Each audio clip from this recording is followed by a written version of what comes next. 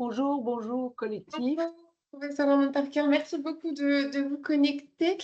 Comme il est 17 heures, je vous propose qu'on introduise sans tarder le webinaire. Donc, pour ceux qui ne me connaissent pas, bonjour, je me présente, je suis Soriel Enfanti, je suis directrice en charge du pôle talent et attractivité et de la DERCI. Je suis ravie d'introduire cette 9e édition déjà du webinaire Impact Recherche qui est coordonné par Jeanne Pontoiseau, chargée de communication à la DERPI également. Donc juste, je vous donne deux, trois éléments de cadrage sur le webinaire pour que tout le monde ait bien en tête le concept et le mode de fonctionnement. Donc, le WIR, comme on l'appelle, c'est un webinaire scientifique qui a pour but de repartager avec vous les résultats des travaux de recherche menés par les équipes de la PHP et qui sont publiés dans des revues prestigieuses. Donc, le webinaire va se décomposer en deux temps. Le premier temps, donc avec le professeur Norman Parker qui nous fait l'honneur de sa participation avec 20 à 25 minutes de présentation et 5 à 10 minutes de questions. Et ensuite, on accueillera le docteur Maël Peigné sur le même format. Donc, pour les participants, sachez que vous pouvez poser vos questions dans le module Q&R qui se situe dans la barre du haut de Teams. Donc, n'hésitez pas à poser vos questions pendant les présentations et ensuite, pendant les 5-10 minutes consacrées au temps d'échange, on révèle les questions et on les pose aux publiants pour pouvoir avoir un petit moment d'interaction. Et dernière information, n'hésitez pas à scanner le QR code pour nous donner votre avis et nous permettre d'améliorer en continu ce webinaire.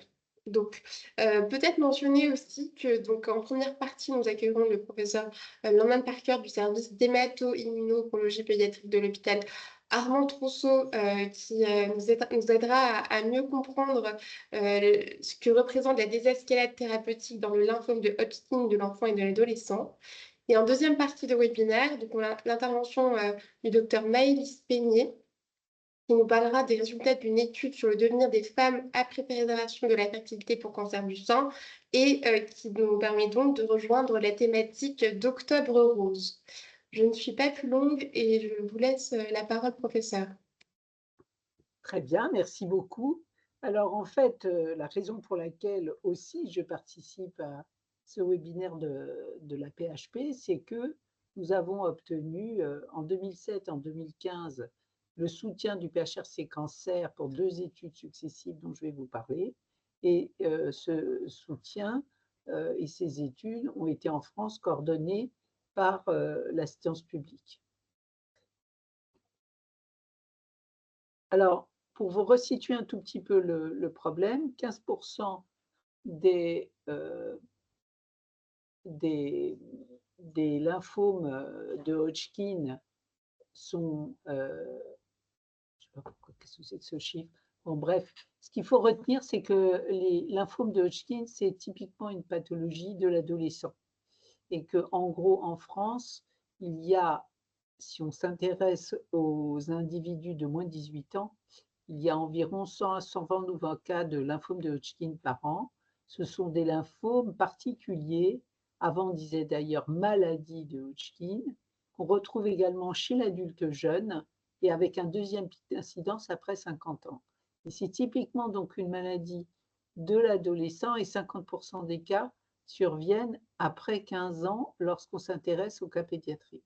Eh bien, c'est une des maladies pour lesquelles maladies malignes, pour lesquelles la mortalité a été divisée par 3 il y a maintenant de nombreuses années, en quasiment 30 ans, et on peut considérer qu'aujourd'hui, à 10 ans, la survie actuelle de ces patients, elle est aux alentours de, au-delà de 95%. Donc, ce sont des maladies qui ont un très bon pronostic sur le plan de la survie, mais on va voir que l'enjeu, il est ailleurs.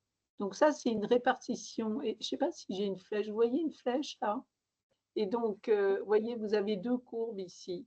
Une courbe de répartition de l'incidence selon le sexe. Et vous voyez qu'après 12 ans, il y a autant de filles que de garçons. Hein, ça, c'est les garçons et ça, c'est les filles.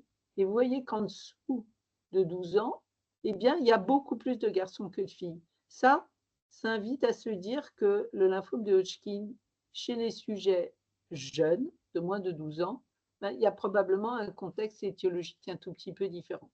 Et la deuxième chose, c'est qu'il y a, dans les subtilités histologiques de cette maladie, eh bien, il y a des formes que l'on retrouve plus fréquemment chez les enfants, alors que chez les adolescents et les adultes, eh bien, on retombe sur ce qu'on voit le plus souvent en pédiatrie, c'est-à-dire 80% de formes dites sclérosantes nodulaires, chez les garçons comme chez les filles, et ces formes-là sont celles dites du lymphome de Hodgkin classique que l'on décrit aujourd'hui.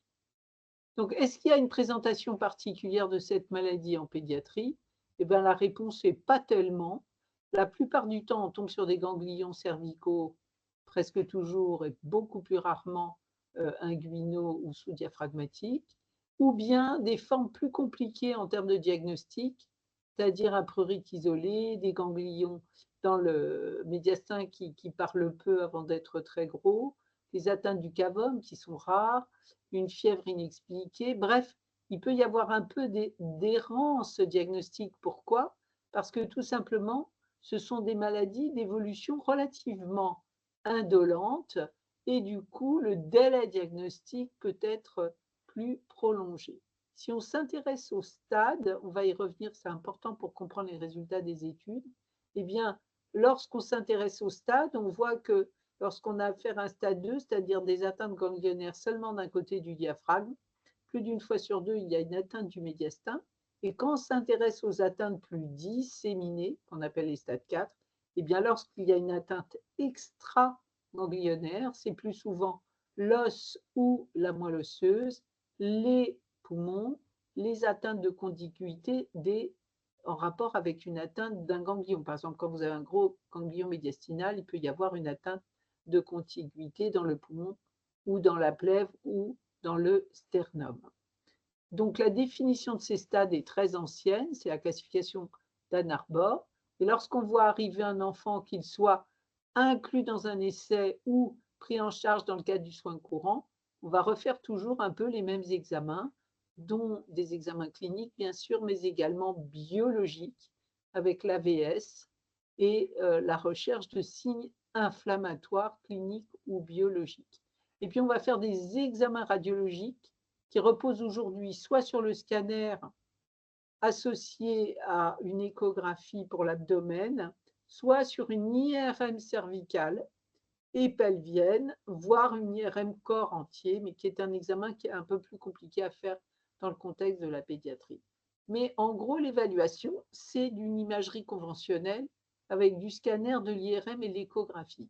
Et le grand changement de concept ces dernières années, on remonte déjà aux années 2000, donc ce n'est pas d'hier, c'est qu'on voit arriver un nouveau type d'examen qu'on appelle une scintigraphie métabolique, à savoir qu'on utilise une scintigraphie qui a comme propriété, lorsqu'on utilise comme marqueur le fluoroglucose marqué, de fixer les endroits où il existe une activité métabolique importante. Et dans le lymphome de Hodgkin, on exploite cette propriété parce que les ganglions atteints sont très inflammatoires. Et ceci est également vrai pour les localisations en dehors des ganglions. Par exemple, ici, vous avez une fixation sur une vertèbre, vous avez les ganglions qui sont atteints, vous avez le médiastin qui n'est pas normal, et vous avez aussi des fixations sur les vertèbres. Et à partir du moment où on a commencé à faire cette scintigraphie, on s'est rendu compte qu'on avait ainsi une méthode pour pouvoir identifier et stratifier les patients de manière beaucoup plus pertinente que par le passé. Et du coup, certains examens très désagréables ou invasifs ne sont plus pratiqués aujourd'hui pour ces personnes, comme par exemple la biopsie ostéomédulaire qu'on a arrêté de faire parce que cet examen la remplaçait avantageusement. Donc, quel est l'objectif? Et c'est la raison de cette présentation, c'est que dans le souhait de guérir une maladie que l'on sait déjà très bien guérir, eh bien, l'objectif principal aujourd'hui, c'est non seulement de guérir les jeunes adultes, adolescents et enfants avec un taux de guérison qui reste très élevé, mais aussi de réduire toutes les conséquences liées à la toxicité de la prise en charge, au premier rang desquelles le risque de seconde tumeur induite par la radiothérapie, la toxicité cardiovasculaire liée à l'irradiation du médiastin en même temps que l'utilisation d'un médicament cardiotoxique que sont les anthracyclines, et enfin la toxicité gonadique, principalement liée à l'utilisation d'un certain type de médicaments que sont les alkylants. Enfin, pour les patients qui avaient de la radiothérapie, l'atteinte de la thyroïde, comme vous le savez, la thyroïde est un organe extrêmement sensible au rayonnement, et puis les effets secondaires de la corticothérapie, particulièrement francs chez les adolescents, et puis la fatigue chronique, qui est un phénomène qui est bien connu dans le lymphome de Hodgkin. Donc c'est le yin et le yang. On veut toujours guérir mieux les patients, mais on veut réduire les risques de toxicité à long terme. Et sur un plan méthodologique, ce sont des études qui ne sont pas simples à mener.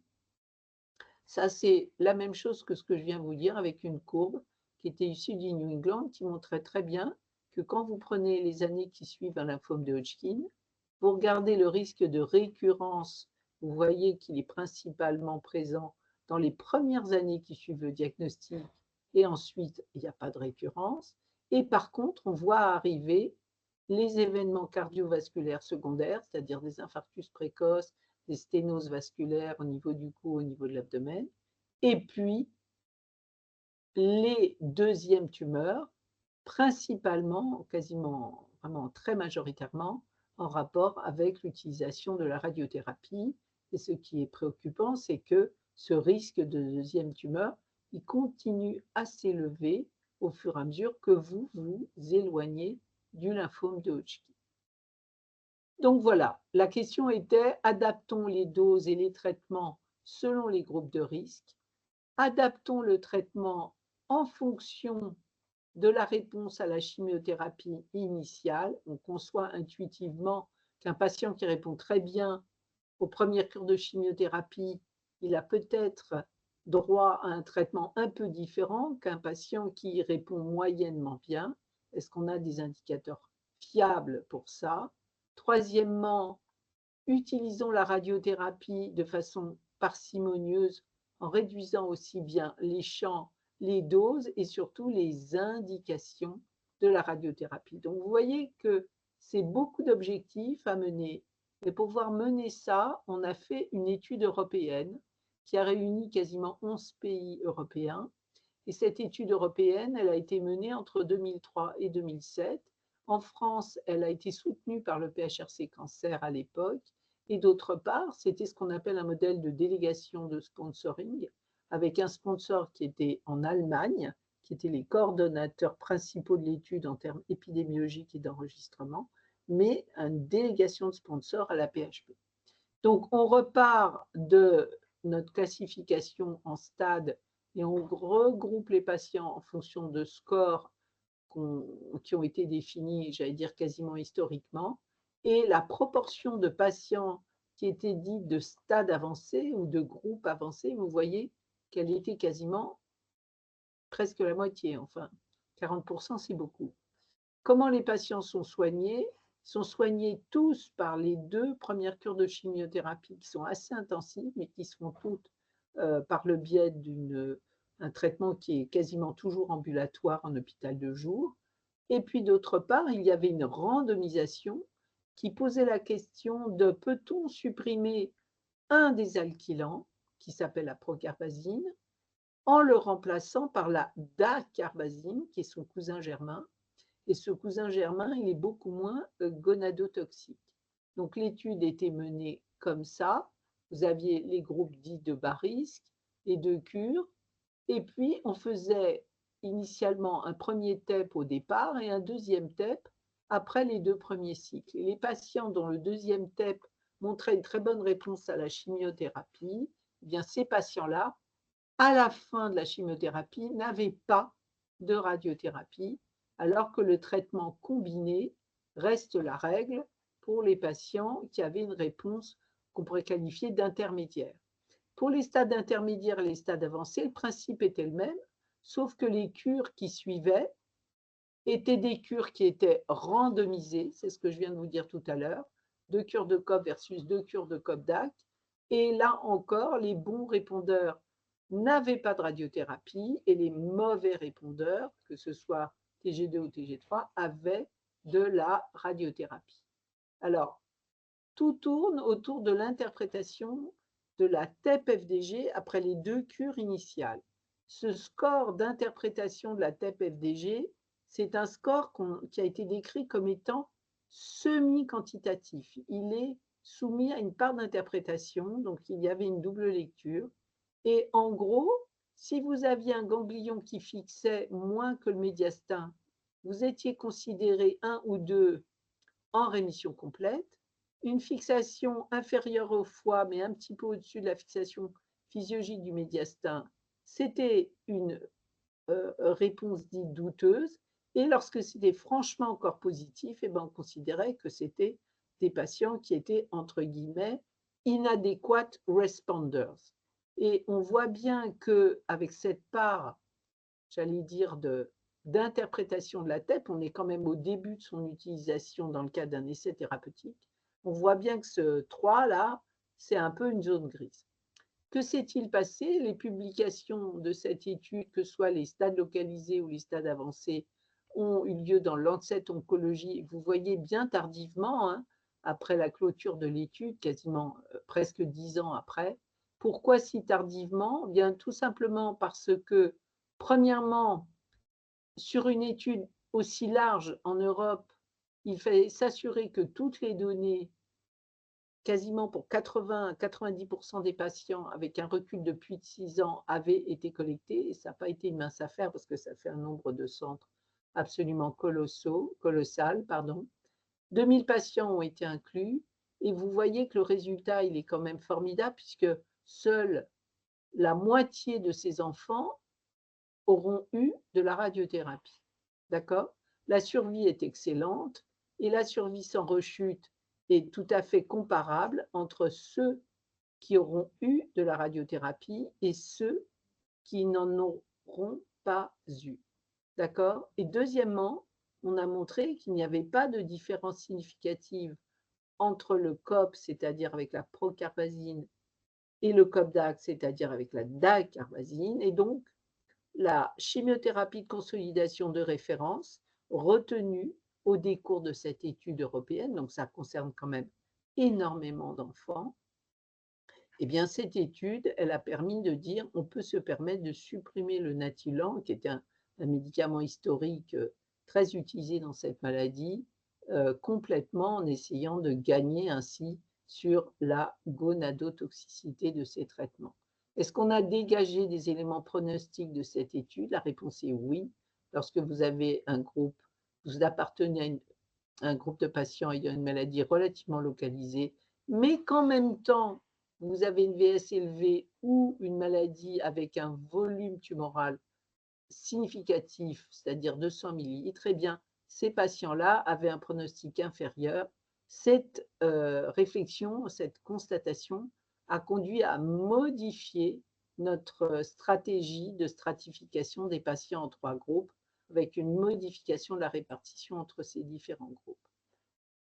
La deuxième chose, c'est que dans la mesure où les patients qui avaient eu de la radiothérapie avaient une survie sans rechute identique à ceux qui n'ont pas eu de radiothérapie, on a conclu qu'on avait très bien sélectionné les patients sur la TEP et que donc, du coup, cette FDG, telle qu'elle avait été définie à ce moment-là et avec ces critères-là, n'était pas pronostique. Alors, c'est plus simple à expliquer avec une courbe. Vous voyez la courbe superposée de l'EFS des enfants qui ont eu de la radiothérapie en rouge et ceux qui n'en ont pas eu alors qu'ils ont été sélectionnés sur la TEP FDG précoce après 2 cures. D'accord? Donc, les années passent et nous continuons à vouloir améliorer les chances de guérison de ces enfants tout en continuant à désescalader la stratégie thérapeutique pour les patients qui ne justifient pas d'avoir autant de traitements. Et l'objectif principal encore, c'est de trouver un moyen de diminuer les indications de la radiothérapie et ses modalités. C'est vraiment l'objectif number one. Et ce qui change, c'est le fait de définir le critère de adéquate, inadéquate de façon un peu différente par rapport à l'étude précédente. Donc, c'est une modification relativement prudente. Et deuxièmement, on introduit à nouveau une nouvelle randomisation qui est de dire les patients qui sont bons répondeurs, tous les patients vont avoir une randomisation entre deux cures de chimiothérapie complémentaires. Sans rentrer dans les détails, ce qu'on change, c'est qu'on intensifie un petit peu la chimiothérapie pour que cette fois-ci, on définisse un concept où la radiothérapie complémentaire ne sera délivrée qu'aux patients qui auront eu au décours de la chimiothérapie sur une nouvelle TEP encore une fixation positive. Et là, du coup, les modalités de la radiothérapie deviennent différentes puisque celle-ci devient très limitée en termes de champ de rayon. D'accord? Donc, on part toujours des trois groupes de patients.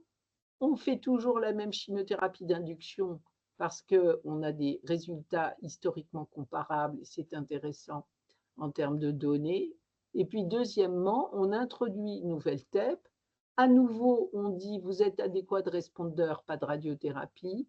Vous êtes inadéquat respondeur, radiothérapie. Et celle-ci ne sera définie que par la TEP numéro 3. C'est un peu compliqué, je ne sais pas si vous me suivez, mais en pratique, qui va ne conserver que les patients qui auront eu une réponse inadéquate au premier cycle de chimiothérapie. Et deuxièmement, on fait une randomisation et cette randomisation va modifier le concept de la radiothérapie terminale au traitement.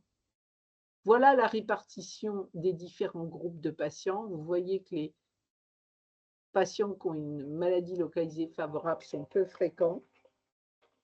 Et deuxièmement, excusez-moi, je suis désolée, je vous réponds plus tard.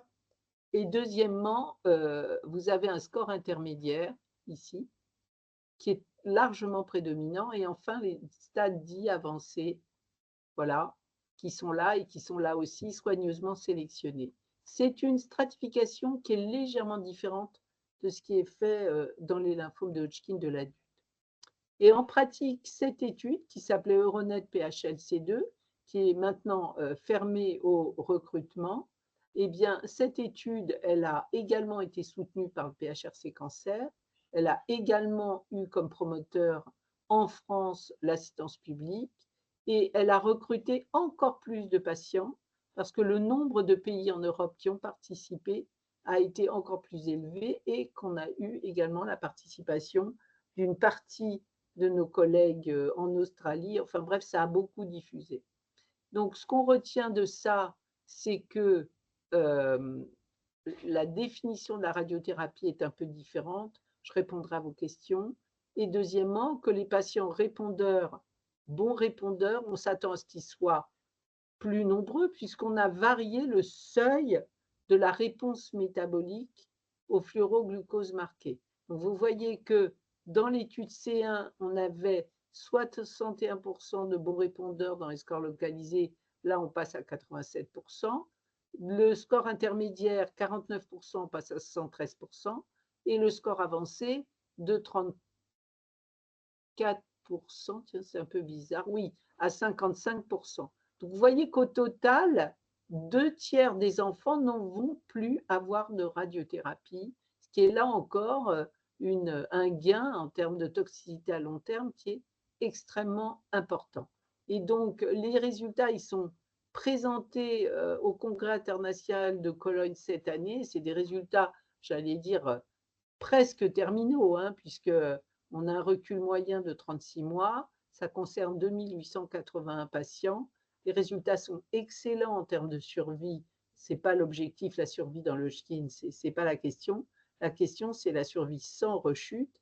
Et on voit que les résultats sont excellents à nouveau, avec une survie sans rechute très élevée, supérieure à 90% pour les stades intermédiaires et localisés, un petit peu en dessous pour les stades avancés, mais c'est comme ça dans toutes les études. qu'elle soit de l'adulte ou de l'enfant.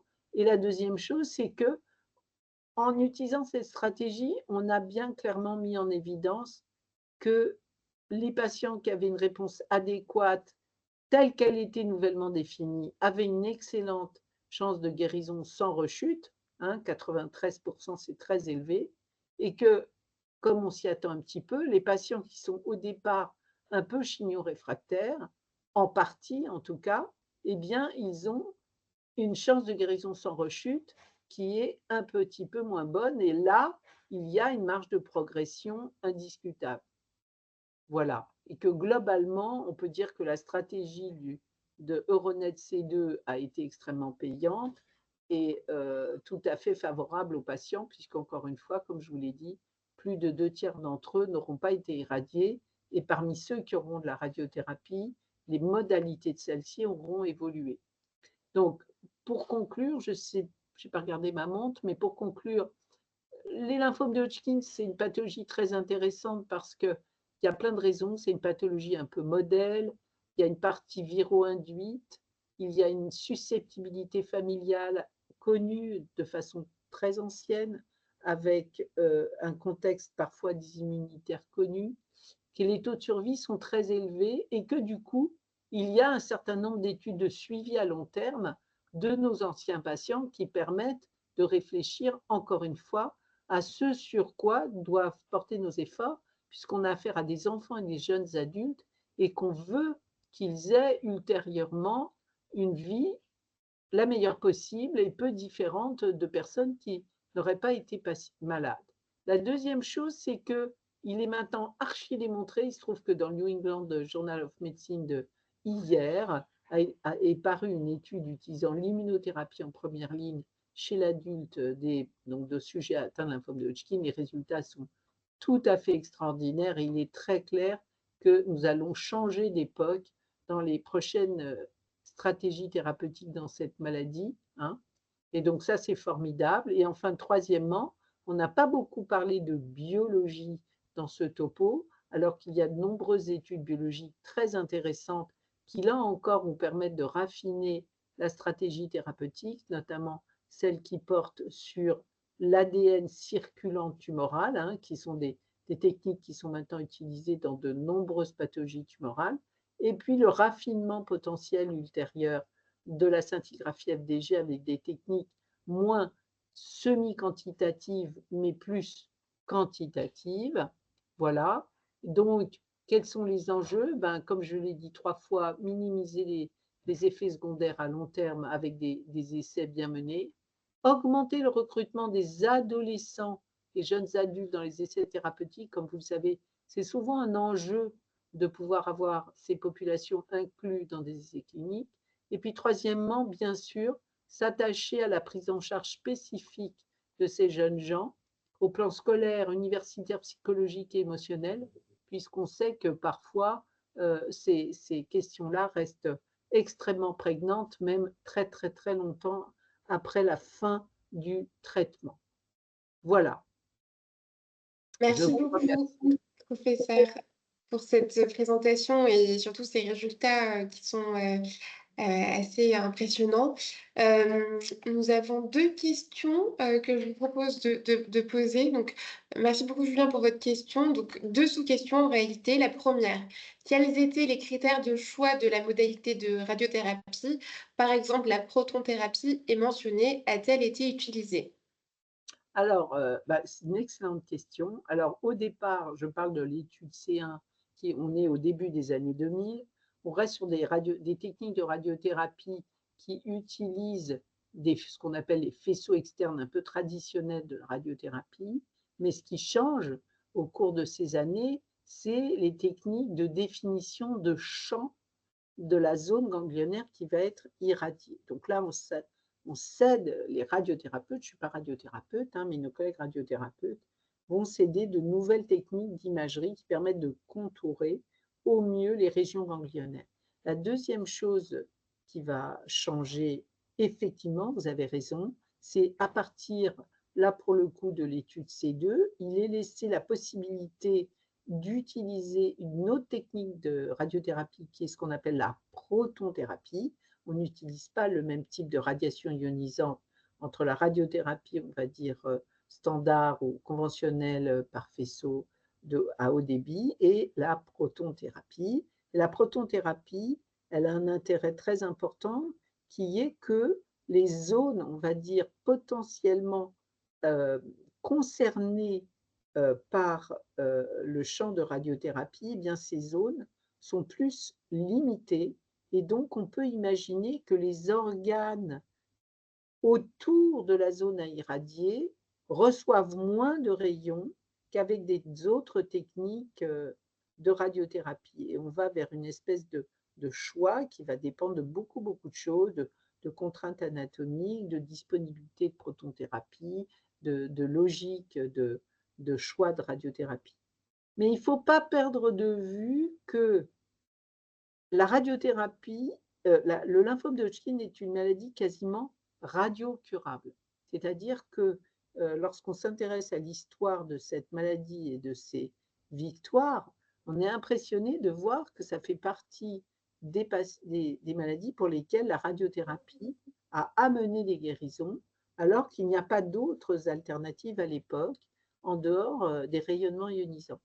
Et D'accord. au fur et à mesure, la place de cette modalité de traitement a diminué au fur et à mesure qu'on comprenait mieux ces effets secondaires tardifs, notamment chez les enfants. Donc l'objectif, c'est un meilleur traitement, toujours meilleur, plus de guérison, moins d'effets secondaires, et finalement le moins possible, voire très peu de radiothérapie, sans perdre de vue que c'est une stratégie thérapeutique extrêmement efficace. D'accord. Bah, écoutez, on a encore pas mal de questions. Je propose quand même qu'on prenne quelques minutes de plus pour vous les poser. Alors, autre question de Julien. L'étude a-t-elle mis en œuvre des protocoles spécifiques pour adapter la radiothérapie d'une séance à l'autre et ainsi réduire le risque d'effets secondaires? Non, la radiothérapie, c'est une affaire, si je puis me permettre, de radiothérapeute.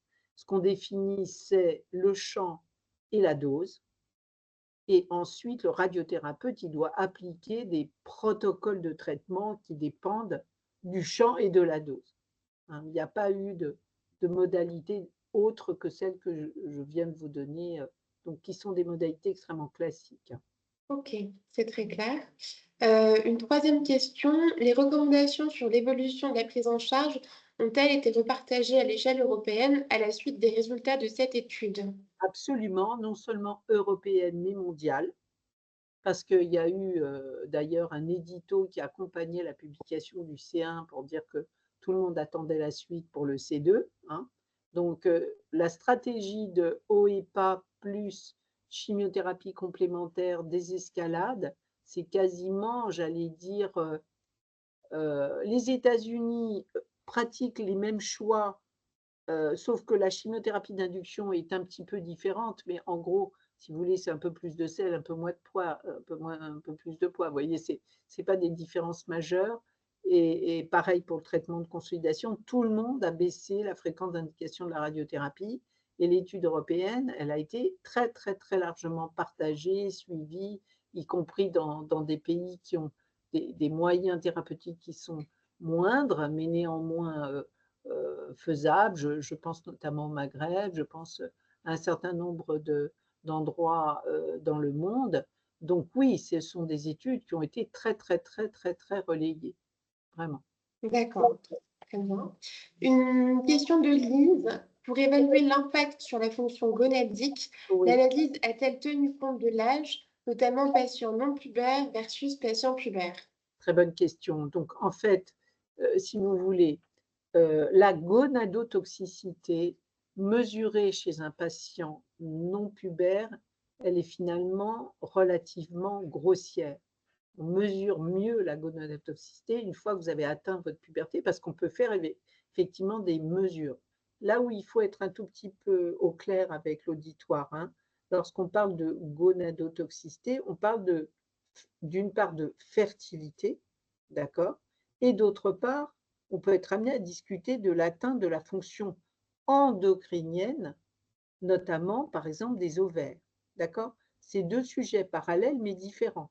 Vous pouvez avoir une atteinte de la fertilité sans forcément avoir une atteinte de la fonction endocrinienne des ovaires, ce qui va faire que vous aurez toutes les manifestations liées à la puberté, les seins, les poils, la maturation de votre système. Donc, il faut entendre ça. Et donc, dans les manières qu'on a eues de s'intéresser à la gonadotoxicité à moyen et court terme, bah, comme vous le savez, chez le garçon, la seule mesure réellement faisable et intéressante, c'est d'avoir un spermogramme. Et donc, chez le garçon pubère, qu'on ne va bien évidemment pas être en mesure de faire chez un petit enfant non pubère, et chez les jeunes filles, des mesures de dosage hormonaux, mais qui sont des marqueurs finalement très indirects, comme l'AMH ou les mesures hormonales, mais qui sont des marqueurs qu'on peut qualifier d'indirects du potentiel de fertilité. Donc, pour le faire bref, une partie des patients ont été OK pour participer à des analyses supplémentaires lorsqu'ils ont eu atteint l'âge requis pour avoir une meilleure idée de l'impact. Mais ce qu'il faut quand même retenir de tout ça, c'est que le pronostic majeur, il n'est pas lié à l'âge, il est principalement lié à la quantité d'alkylan que vous avez reçu en dose cumulée par mètre carré. Hein. Et ça a déjà été établi par des études antérieures déjà anciennes. Donc, en pratique, pour le Ronet C2, les patients qui auront été traités avec une dose cumulée d'alkylan finalement bien moindre que ce qu'on faisait au milieu des années 2000 auront un impact sur leur fertilité lorsqu'ils n'ont pas rechuté, lorsqu'ils n'ont pas eu besoin de deuxième traitement, etc., qui va être modeste, voire nul pour les patients des 2 premiers groupes thérapeutiques. Voilà. Maintenant, en plus de la chimiothérapie, on n'est pas tous égaux. Vous avez des individus qui, par ailleurs, ont une certaine fragilité, voire peut-être que c'est induit par l'info, je n'en sais rien encore aujourd'hui. Mais toujours est-il que les fonctions et le potentiel de fertilité, il est suivi au cours du temps après la guérison. On encourage beaucoup nos jeunes patients et nos jeunes patientes à faire ces examens à partir du moment où ils ont des projets d'enfants. Et on voit que les choses suivent une très, très, très bonne évolution au cours du temps pour beaucoup d'entre eux. D'accord.